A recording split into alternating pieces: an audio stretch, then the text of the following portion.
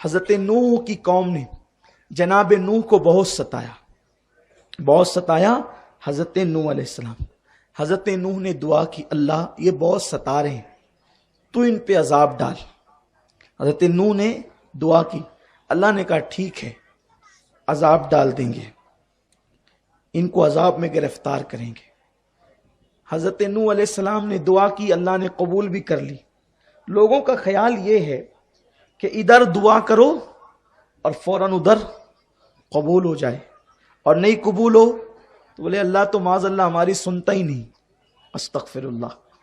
لیکن اس کی شان ہے، کس کی دعا کا ظہور کب کرنا ہے وہ اچھی طرح جانتا ہے۔ نوح نے دعا کی، اللہ نے قبول کر لی، لیکن فوراً اس کا اثر ظاہر نہیں ہوا۔ کتنے سال میں اثر ظاہر ہوا پتہ ہے آپ کو؟ 40 سال میں۔ کیسے؟ دعا قبول ہو گئی، جبریل آئے۔ اب تھوڑا سا ذکر نوح کر لیا جائے۔ جبریل علیہ السلام آئے، آنے کے بعد ان کے ہاتھ میں کچھ کھجوریں تھیں، کھجور کی کچھ کھجوریں تھیں۔ حضرت جبریل کھاتے پیتے تو نہیں ہیں، تو انہوں نے اپنی مٹھی حضرت نوح کے سامنے کی، او نوح لیجئے کھجور کھائیے۔ حضرت نوح کو حیرت ہوئی، میں نے قوم کی تباہی کے لیے دعا کی ہے اور یہ لے کر آئے کھجور کھانے کے لیے۔ حضرت نوح نے کھجور کھائی تو کہا گٹلیاں پھینکنا نہیں، گٹلیاں جمع کی۔ اچھا کھجور کیسے کھاتے ہیں؟ کھجور کھانے کی سنت یہ ہے، لوگ جب کھجور آتی ہے تو منہ میں ڈال لیتے ہیں، یہ سنت نہیں ہے، اور پھر منہ کی گٹلی ہاتھ میں لیتے ہیں اور اس کو اسی برتن میں ڈالتے ہیں جس میں کھجور رکھی ہوئی ہے۔ حضور علیہ السلام بہت ناراض ہوتے تھے ایسے لوگوں سے جو منہ سے گٹلی نکال کے برتن میں رکھتے تھے۔ پہلی بات تو منہ میں گٹلی سمیت کھجور ڈالنا ہی نہیں چاہیے، کھجور ہاتھ میں لے کے اس کے 2 ٹکڑے کرنا چاہیے اور گٹلی باہر نکال کر پھر کھجور منہ میں ڈالنا چاہیے، یعنی منہ میں نہیں ڈالنا چاہیے ڈائریکٹ، کھجور کی گٹلی باہر ہی نکال کر پھر کھجور منہ میں ڈالنا چاہیے۔ آپ نے کھجور کھائی، گٹلیاں جمع کرتے رہے، کھجور کھا لی تو کہا یہ گٹلیوں کا کیا؟ تو ارشاد ہوا یہ کھجور میں جنت سے لایا ہوں، یہ کھجور جنت سے لایا۔ دیکھو نبی کی شان، لوگ جنت میں جا کر جنت کی چیزیں کھائیں گے، نبی دنیا میں رہ کر کے جنت کے پھل کھاتا ہے۔ ارے نبی تو نبی ہے، جس کو نبی سے نسبت ہو جائے وہ بھی دنیا میں جنت کے پھل کھاتا ہے۔ حضرت مریم کے حجرے میں جو جنت کے پھل آئے تھے، مریم کوئی نبی تو نہیں ہے، وہ نبی کی ماں ہے، وہ نبی کی ماں ہے۔ نبی کی ماں جو ہے سبحان اللہ جو ہے وہ نبی کی ماں جنت کے پھل کھا رہی ہے دنیا کے اندر، اور قربان سبحان اللہ کیا پیاری بات یاد آئی، نبی کی ماں بھی جنت کے پھل کھاتی ہے دنیا میں، اور نبی کی اولاد کو بھی جنت کا کھانا مل جاتا ہے دنیا میں۔ کون ہے نبی کی اولاد؟ سبحان اللہ، وہ میرا آقا امام حسن اور امام حسین۔ ایک دن سیدہ فاطمۃ الزہرا آئی حضور کی بارگاہ میں، رونے لگی۔ سرکار نے بیٹی فاطمہ کیوں رو رہی ہو؟ عرض کرتی بابا جان اور میرا بیٹا حسین گم ہو گیا ہے، اور گم ہوا تو میں نے بہت ڈھونڈا، علی نے بھی بہت ڈھونڈا، حسین کہیں ملتا نہیں۔ آقا نے فرمایا چلو ہم سب مل کے ڈھونڈتے ہیں۔ اور حسین بھی کیسا گم شدہ حسین ہے کہ گم ہو جائے تو نبیوں کا امام ڈھونڈنے نکلتا ہے، انبیاء کا امام نکلتا ہے۔ کون ڈھونڈ رہے؟ 4 لوگ ڈھونڈنے نکلے ہیں، امام حسین کو، حضور نبیوں کی جان، علی ولیوں کی جان، فاطمہ کائنات کی جان، اور ساتھ میں مولا حسن۔ 4 تن نکلے ہیں 5ویں تن کو ڈھونڈنے کے لیے۔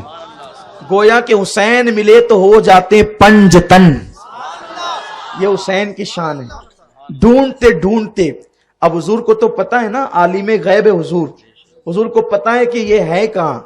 ایک صحابی کے باغ میں گئے تو دیکھا کہ مولا حسین ریت پر سو رہے ہیں۔ سیدہ دوڑی، میرا بیٹا اتنی دھوپ میں ریت پر، دھوپ میں نیند نہیں آتی، اور مولا حسین تپتی ہوئی ریت پہ سوئے۔ حضور مسکرائے، کہا حضور میرے بیٹے کو ریت پہ دیکھ کے آپ مسکراتے ہیں. آقا فرماتے ہیں فاطمہ تو نہیں دیکھ رہی ہے، میں دیکھ رہا ہوں. میرا حسین جو سویا ہے تو جبریل نے اپنا ایک پر حسین کے نیچے بچھایا ہے اور دوسرے پر کا سایہ کیا، ایک پر نیچے ہے اور دوسرے پر کا سایہ ہے اور وہ نظر نہیں آ رہا، اسی لیے تو حسین سکون سے سو رہا ہے. مولا حسین کی شان ہے، اور جس کی بچپنے میں شان یہ ہو 56 سال میں کربلا میں اس کی شان کیا ہو. بات یوں ہی نکل آ گئی. اب چھوڑ دیجیے اللہ پر، اب جو ہوگا سو ہوگا. عنوان جو لے کر چلے تھے وہ تو پرے رہ گیا، اور اب پرے جبریل کی بات آ گئی.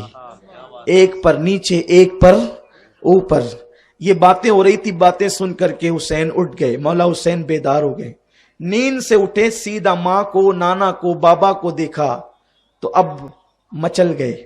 نانا کا دامن پکڑا، ماں نے سینے سے لگایا، بیٹے کہاں گم ہو گئے تھے؟ ماں چلتے چلتے آیا، نیند لگی، سو گیا. چلو بیٹے گھر. کہا نہیں مجھے بھوک لگی، کھانا دو. بچپنا تھا، کہا مجھے بھوک لگی ہے، کھانا دو. ماں نے لب چومے، بیٹے گھر میں کھانا ہے چل کے کھا لو. کہا نہیں یہیں دو، مجھے کھانا یہیں چاہیے. حضور سید عالم نے کہا بیٹے گھر چل کے کھاؤ، یہاں باغ میں تمہیں کھانا کیسے دیں گے؟ بس دامن پکڑا، مجھے یہیں چاہیے، بس اتنا کہا تھا. آنکھ میں آنسو جھلملانے لگے. بلبل سدرہ جبریل عرض کرتے ہیں حضور حسین کو نہ کہیں، گھر کی بات نہ کریں، یہیں پہ کھانا کھلائیں. یہ لیجیے اللہ نے جنت کے برتنوں میں جنت کا کھانا بھیج دیا. قربان جائیں، یہ شان ہے. بہرحال بات دور نہ نکلیں تو حضرت نوح علیہ السلام نے کھجور کھائی، جنت کی کھجوریں. کہا جبریل اس کا کیا کریں؟ کہا اے نوح اسے زمین میں ڈال دیں، اس سے درخت اگیں گے. جب درخت بڑے ہو جائیں گے اس کو آپ کاٹیں گے. جب آپ کاٹیں گے تو اس سے آپ ایک کشتی بنائیں گے، اور کشتی بنائیں گے تو تب آپ کی قوم پہ عذاب آئے گا. اور جب آپ کی قوم پہ عذاب آئے گا تو پھر آپ کی قوم ڈوب جائے گی اور جو کشتی میں آئے گا وہ تیرے گا. اتنا لمبا معاملہ تھا. اللہ کے نبی کی دعا کا اثر ظاہر ہونے میں اتنا لمبا وقفہ تھا. اب آپ سوچتے ہیں کہ ہم ادھر دعا کریں، ایسا بھی ہوتا ہے، قبول تو ہوتی ہے لیکن اثر کب ظاہر ہو یہ اس کی مرضی پہ ہوتا ہے. اس لیے دعا کرنے کے بعد جلدی مت مچایا کرو، دعا کر کے اس پہ چھوڑ دیا کرو. دعا کرنا اپنا کام ہے اور اس کا اثر ظاہر کرنا اس کا کام ہے، تو اس کے کام میں دخل مت دیا کرو. اب نوح علیہ السلام نے کھجور بوئی، پودا اگا، پھر بڑا ہوا، پھر مضبوط ہوا، پھر ارشاد ہوا اس کو کاٹو. آپ نے اکیلے کاٹا. اس کو کاٹنے کے بعد تختے بنائے. جب تختے بنائے آپ نے، اس کے تختے آپ نے تیار کیے تو ان تختوں پر آپ نے نبیوں کے نام لکھے. اور روایتوں میں آتا ہے، معارج النبوہ میں علامہ معین الدین لکھتے ہیں کہ ان تختوں میں نبیوں کے نام کے ساتھ حضرت نوح علیہ السلام نے حضرت ابو بکر صدیق کا نام بھی لکھا، حضرت عمر ابن خطاب کا نام بھی لکھا، حضرت عثمان غنی کا نام بھی لکھا، مولا علی کا نام بھی لکھا. سوچئے آپ میرے نبی کے یاروں کی شان کیا ہے کہ نوح کی کشتی کے تختوں پر یہ نام لکھے جاتے ہیں. اور نوح کشتی بنا رہے، کشتی بناتے ہیں تو اس وقت آپ کی بیوی جو تھی وہ تالی بجا کر کے کہتی دیکھو اس پاگل کو معاذ اللہ، اور توہین کرتی، اس لیے وہ بھی ڈوب گئی. یعنی نبی کی بیوی نبی کی بے ادبی کرے تو اللہ اس کو بھی عذاب میں گرفتار کرتا ہے. بیٹا بھی بے ادبی کرتا تھا، وہ بھی ڈوب گیا. آپ کشتی بناتے تو ایک بڑھیا تھی اس دور میں، وہ نوح علیہ السلام پہ ایمان لائی تھی. تو بڑھیا نے پوچھا اللہ کے پیغمبر آپ کیا کر رہے ہیں؟ نوح آپ کیا کر رہے ہیں؟ آپ نے کہا بڑی بھی میں کشتی بنا رہا ہوں. کہا حضرت یہ کشتی کیا ہوتی ہے؟ تو آپ نے فرمایا یہ کشتی، کیونکہ اس وقت تک کشتی کا تصور نہیں تھا تو کوئی نئی چیز ایجاد ہو رہی تھی، تو کہا یہ کشتی کیا ہوتی ہے؟ تو آپ نے فرمایا کشتی پانی میں تیرتی ہے اور اس میں جو سوار ہوتا ہے وہ بچ جائے گا اور باقی سب ڈوب جائیں گے. کہا کون سوار ہوگا؟ کیونکہ جو بوڑھی عورتیں ہوتی ہیں نا وہ ایک بات کو 10 ٹائم کہتی ہے اور وہ بے پر کی باتیں بھی کرتی ہے. اسی لیے اگر ماں باپ بوڑھے ہو جائیں وہ بک بک کریں تو ان کو اف بھی مت کہو, ان کی بات سن لو. اور بوڑھوں کی باتیں سننا ہی ان کو بہت اچھا لگتا ہے. بوڑھے ہم سے کچھ نہیں چاہتے, وہ سوچتے ہیں کہ ہم جو بولتے جائیں بس یہ سنتے جائیں. اسی لیے میرے پاس جب بوڑھے لوگ آتے ہیں تو وہ ایک کیسٹ 50 بار بجاتے ہیں, پھر بھی میں سنتا ہوں. ہمارے حافظ صاحب اکتا جاتے ہیں اور نہیں سننا چاہتے.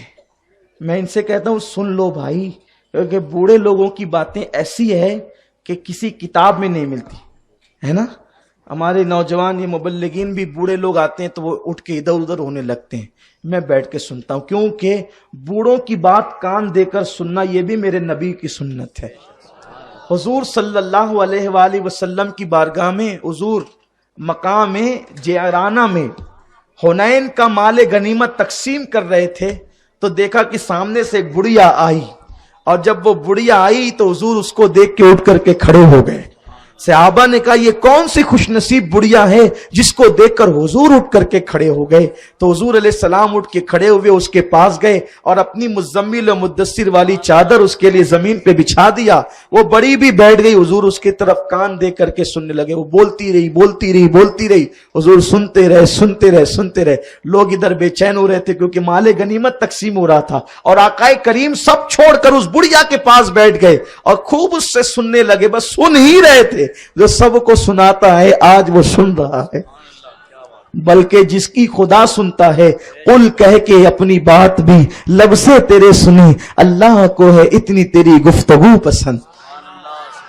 حضور سنتے رہے, دیر تک وہ بولتی رہی, پھر اٹھ کر کھڑی ہو گئی تو حضور نے اس کو پیار سے رخصت کیا, بہت تحفے دے کر رخصت کیا. لوگوں نے پوچھا یہ کون بڑھیا ہے جس کے لیے کھڑے ہوئے اتنا ٹائم دیا, تحفے دیے؟ تو لوگوں نے کہا یہ نبی کی دودھ پلانے والی ماں حلیمہ سعدیہ ہے. تب لوگوں کو احساس ہوا دودھ پلانے والی ماں کا اتنا احترام کرتے ہیں, اگر آمنہ ہوتی تو کتنا احترام کرتے. لیکن یہاں تو اگر ماں باپ 2-4 جملے کہہ دیں تو ہم فوراً ڈانٹ کر بٹھا دیتے. استغفر اللہ. جو ماں باپ سے اونچی آواز سے بات کرے اللہ اس کے اعمال اکارت کر دیتے. کل بہت پیاری محفل ہوئی ماں کی عظمت پر. اگر آپ نہیں آئے تھے تو وہ بیان لیجئے اور ضرور سنیے. میں نے کبھی کسی سے گزارش نہیں کی میرا بیان سننے کی, لیکن میں آج ہر نوجوان سے کہتا ہوں کل کا بیان لو اور گھر میں لگا کر کے سب گھر کے لوگ سنو. اگر آپ اپنے گھر کی اصلاح چاہتے ہو تو کل کی گفتگو آپ ضرور سنیں. تو بات چل رہی تھی بوڑھوں کی, اور بوڑھے کبھی بولا کرے نا, محلے کے بوڑھے بھی سن لیا کرو, بیٹھ کے باتیں سنا کرو. کیونکہ حضور علیہ السلام فرماتے ہیں جس کے بال سفید ہو جاتے ہیں نا, بڈھا جو ہو جاتا ہے, تو اگر وہ گناہ بھی کرتا ہے تو اللہ فرشتوں سے کہتا ہے مت لکھو اس کا, یہ بڈھا ہو گیا ہے. یعنی اللہ تبارک و تعالی بوڑھوں کا یوں جو ہے وہ ان کے ساتھ نرمی فرماتا ہے. اور سفید ریش بوڑھا جب دعا کرتا ہے تو اللہ اس کی دعا رد نہیں کرتا. آقا فرماتے ہیں سفید بال والے بوڑھوں کی دعا رد کرنے میں اللہ کو شرم آتی ہے. اللہ حیا کرتا ہے کہ میں اس کی دعا رد کیسے کروں, وہ حیا فرماتا ہے. میرے پیارے آقا صلی اللہ علیہ وسلم کے دیوانوں, خدا ان کی باتیں سنتا ہے اور رد نہیں کرتا, اور ہم ان کی باتیں نہیں سنتے, ماں باپ کو دھتکارتے ہیں. اس لیے ادب کرو اپنے بوڑھوں کا. تو بوڑھوں کی عادت, بڑھیا نے بھی حضرت نوح سے پوچھا یہ کشتی کیا ہوتی ہے؟ آپ نے بتایا مائی کشتی یہ ہوتی ہے, یہ چیز ہوتی ہے, بہت تفصیل میں نہیں جاتا, یہ چیز ہوتی ہے. پھر اس نے کہا اس میں کون داخل ہوگا؟ تو حضرت نوح نے فرمایا کہ جو مجھ پہ ایمان لایا ہے وہ داخل ہوگا. کہا میں بھی تو ایمان لائی ہوں. فرمایا تو بھی داخل ہوگی, میں تجھے بھی داخل کروں گا. ٹھیک ہے, گئی. پھر تھوڑی دیر کے بعد آ گئی, بن گئی کشتی. حضرت نوح علیہ السلام کام کر رہے تھے, کشتی بنا رہے تھے, بن گئی کشتی. کہا نہیں ابھی بن رہی ہے. تو کہا کہ کب آئے گا طوفان؟ کہا اللہ بتائے گا ابھی جب آئے گا طوفان. پھر گئی, پھر تھوڑی دیر کے بعد آئی, بن گئی کشتی. ارے کشتی جو ہے وہ کوئی کھانا تھوڑی ہے کہ 10 منٹ میں 15 منٹ میں آدھا گھنٹے میں تیار ہو جائے. پھر بن گئی کشتی, نہیں ابھی بن رہی ہے. اور بہت حلم والے تھے نوح علیہ السلام, ان کا نام عبد الغفور ہے. لوگوں کو بخشنے والے، غفور کا بندہ بہت، اسی لیے تو 950 سال تک صبر کیا. پھر آئی، بن گئی کشتی، بار بار آ کر کہتی ہے بن گئی کشتی. نوح علیہ السلام کو غصہ آ گیا، بولا نا کشتی بن رہی ہے، اور طوفان جب آئے گا تب آئے گا، بتا دیں گے تم کو، اور کہہ دیا نا لے لیں گے ساتھ میں تو لے لیں گے. ٹھیک ہے، اب میں جو ہے وہ جلدی نہیں آؤں گی آپ سے پوچھنے کے لیے. چلی گئی، ڈر گئی. حضرت نوح علیہ السلام نے ڈانٹا تو ادھر یہ چلی پیٹ پھیر کر، ادھر اللہ نے کہا میرے نوح تجھ سے کتنا پیار کرتی ہے، تو نے اس کو ڈانٹ دیا. اللہ اکبر. دیکھو نبی کو اللہ کہہ رہا ہے نوح تو نے اس کو ڈانٹ دیا، کیوں ڈانٹا تو نے اس کو کیوں ڈانٹا؟ بڑھیا ہے. حالانکہ نبی کو حق ہے امت کو ڈانٹنے کا، کیونکہ نبی امت کا باپ ہوتا ہے روحانی، لیکن ڈانٹ دیا. اللہ کو اپنے بندوں سے کتنا پیار ہے. کہا نوح اب تو نے ڈانٹا نا، جا اس کا دل بڑا ہوگا، تو اس کے گھر جا، اور اس کے گھر جا کے کہنا مائی میں نے تجھے جو ڈانٹا نا، تو اب اس کا انعام میں تجھے یہ دیتا ہوں، تجھے میرے پاس آنے کی ضرورت نہیں. جب طوفان آئے گا نا تو میں تجھے تیرے گھر لینے آؤں گا. سب کو کشتی تک چل کر آنا ہوگا، سب کو کشتی تک چل کر آنا ہوگا. اب میں نے تجھے ڈانٹا تو انعام یہ ہے میں کشتی لے کر تیرے گھر تک آؤں گا، تجھے لینے آؤں، تاکہ اس کا دل بڑا ہو جائے، دل خوش ہو جائے. دیکھو اللہ کے نبی کو اللہ یہ حکم دے کر ہمیں بتا رہا ہے کبھی کسی کا دل نہیں توڑنا، ڈانٹ ڈپٹ مت کیا کرو، کسی کو ناراض مت کیا کرو، اللہ کے بندوں پہ رحم کرو. بندے خوش ہوں گے تو خدا خوش ہوگا. تو ایک عام بڑھیا کو ڈانٹنے پر اللہ نے اپنے نبی کو کہا اس کے گھر تک جاؤ. تو ماں بوڑھی ہو جائے تو اس کے لیے کتنا احترام ہوگا، کتنی تعظیم ہوگی، اور محلے کے لوگ بوڑھے ہو جائے تو ان کا کتنا احترام ہوگا. کیونکہ ان کا دل خوش کرو تو اللہ راضی ہوگا، انہیں ناراض کرو اللہ ناراض ہوگا. بہرحال نوح علیہ السلام کی کشتی بن گئی. اللہ کو یہی منظور تھا، اتنی ہماہمی تھی کہ نبی بھولتا نہیں ہے بلکہ اللہ اپنے نبیوں کو بھلا دیتا ہے کسی حکمت کے تحت. نوح علیہ السلام کی کشتی میں 40 دن تک وہ کشتی چلتی رہی، اور چلتی رہی وہ کشتی، حتیٰ کہ 40 دن کے بعد رکی. اور جب رکی تو وہ دن تھا عاشورہ کا دن، جمعہ کا دن تھا، عاشورہ کا دن. جب وہ رکی کشتی تو نوح علیہ الصلوۃ والتسلیم نے کشتی کے باہر نکلے، اور باہر نکلنے کے بعد آپ کو خیال آیا یا اللہ میں نے تو اس بڑھیا سے وعدہ کیا تھا تیرے کہنے پر کہ میں لینے کے لیے آؤں گا، میں لینے گیا نہیں. اتنا بڑا طوفان آیا کہ پہاڑ کے اوپر کھڑے ہوئے لوگ ڈوب گئے. سوچئے اگر پہاڑ پہ کھڑے ہوئے لوگ ڈوب گئے تو کوئی بچا ہوگا؟ کسی کے بچنے کا تصور کیا جا سکتا ہے کہ کوئی بچا ہوگا؟ حضرت نوح علیہ السلام کو بہت افسوس ہوا، بڑھیا ڈوب گئی، بڑھیا تو ڈوب گئی، کیونکہ پہاڑ پہ کھڑے ہوئے لوگ جب نہ رہے تو بڑھیا کہاں بچے گی. لیکن اللہ کے نبی آپ نے فرمایا میں نے وعدہ کیا تھا میں تو اس کے گھر جاؤں گا. تو آپ اس کے گھر کی طرف گئے. ارے جب سبھی ڈوب گئے تھے وہ گھر کیا بچنا تھا. لیکن جب آپ اس کے گھر کی طرف گئے تو دیکھا کہ ایک جھوپڑی موجود ہے. پوری دنیا ڈوب گئی، جھوپڑی موجود ہے. اور جب جھوپڑی کے دروازے پہ پہنچے تو دیکھا بڑھیا نماز پڑھ رہی ہے. اس کو ایسا لگا کہ کوئی آیا، تو بڑھیا نے جلدی سے نماز مکمل کی. السلام علیکم نوح علیہ السلام، چلیں طوفان آ گیا. آپ نے مسکرا کے کہا ارے طوفان تو آ کے چلا گیا، طوفان تو آ کر چلا گیا. طوفان آ کے چلا گیا، میں تو سوچی تھی کہ آپ مجھے لینے آئے ہیں. کہا نہیں، طوفان آ کر کے چلا گیا اور میں اللہ کے بھلانے سے بھول گیا، اللہ نے مجھے بھلا دیا، اب میں آیا ہوں تیری خیریت لینے کے لیے. کہا ارے آپ میرے گھر سے آ کر کے گئے کہ میں تجھے لینے کے لیے آؤں گا، تو میں نے نماز کی نیت کر لی اور میں نماز میں تھی، ابھی میری 2 رکعت مکمل نہیں ہوئی اور طوفان آ کے چلا گیا. اور طوفان تو 40 دن تک گیا کر کے گیا اور اس کی ادھر 2 رکعت مکمل نہیں ہوئی. اللہ اکبر. تو حدیث پاک میں آتا ہے کہ طوفان 40 دن تک رہا، لیکن وہ 40 دن کا طوفان اس بڑھیا کی جھوپڑی کی طرف نہ آیا، بلکہ بعض مفسرین کہتے ہیں جب عالمی طوفان آیا تو اللہ نے اس کی جھوپڑی کو آسمانوں پر اٹھا لیا. طوفان آتا رہا، تباہی مچاتا رہا،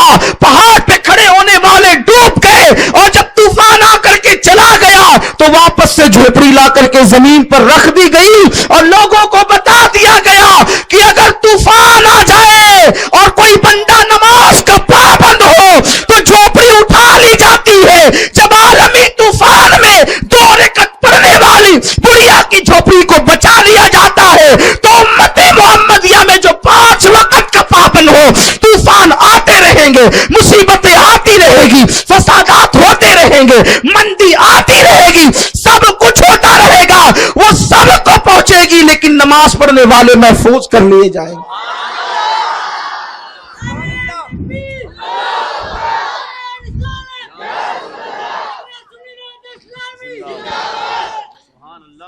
कोई नमाजी बनकर तो देखे, कोई नमाज, इतने बड़े तूफान से जब अल्लाह नमाजी को बचा लेता है। एक बुढ़िया बच गई, अब बताओ वो तूफान के सामने उसकी कुटिया की हैसियत क्या थी। महल वाले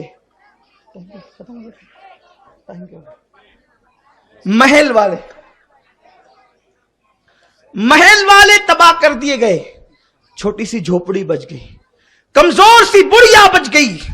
क्यों? अल्लाह जिसे बचाना चाहता है उसे बचा लेता है। तो मुसलमानों आज फिक्रमंद हो, हमारा क्या होगा? कुछ नहीं होगा अगर तुम अल्लाह की इबादत की तरफ आओ, अगर तुम रब तबारक व तआला की इबादत की तरफ आओ, कुछ नहीं होगा। लेकिन इबादत की तरफ कौन आता है? यहां तो हाल यह है कि जुमा की नमाज के लिए भी आएंगे 2 रकात के लिए। मुसलमानों, तुम्हारी मस्जिदें वीरान हो गई, तुमने अल्लाह के घर को वीरान कर दिया। फज्र की नमाज में यही रमजान पूरा है,